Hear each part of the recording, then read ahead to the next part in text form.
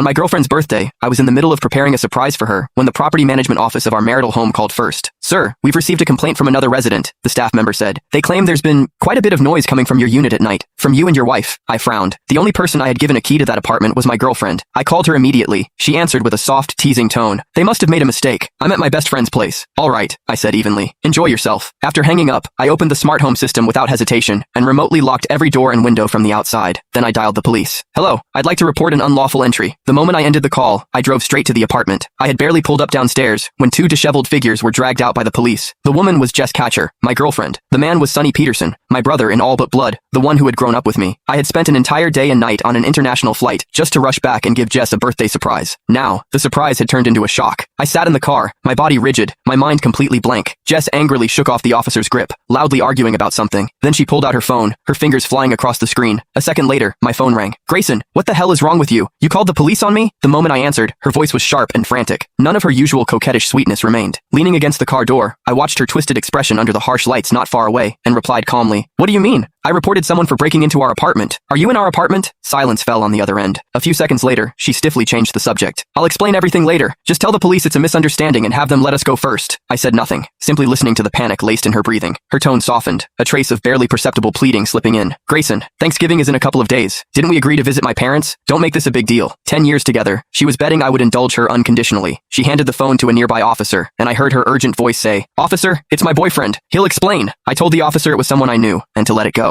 A faint, meaningful chuckle came from the other end. Kid, you ought to wise up. Then the call ended. I knew exactly what he meant. But knowing something is one thing. Seeing it with your own eyes is another. When betrayal stands before you in the flesh, wearing the two faces you know best, the impact is enough to crush you entirely. I saw Sonny holding Jess's hand with a wounded expression, murmuring something softly. She kept patting his back, comforting him. The scene was both blinding and absurd. Just 2 days ago, Sonny had been on the phone with me, helping me plan a surprise for her, grinning as he said, Hurry up and marry Jess already. I'm waiting to drink at your wedding. I pulled out my phone and, as if possessed, opened his social feed. The latest post, uploaded an hour ago, was a grid of photos, a birthday cake, and red wine. Even though the background had been blurred, I recognized it instantly as our apartment. The caption read, She said she only spends important days with me. She and I, that's what us really means. My fingers stiffened as I scrolled down. Last holiday, Jess had told me she had to work overtime on a last-minute project, pulling an all-nighter. On Sonny's feed, there were two intertwined hands, fireworks lighting up the riverside behind them. On the woman's wrist was a small red mole, one I knew all too well. On the last Valentine's Day, Jess had said her best friend was heartbroken and needed company. Sonny had posted a photo of 2 movie tickets, before sunset, with the caption, Watching an old film with the one I love. And then there were the 14th of every month, when Jess always found one excuse or another to avoid seeing me. So that was where she had been, with Sonny. What else was there left not to understand? Not far away, the police seemed to finish lecturing them, and began to leave. Sonny took Jess's hand, as if ready to lead her away. In that moment, I decided to give her one last chance.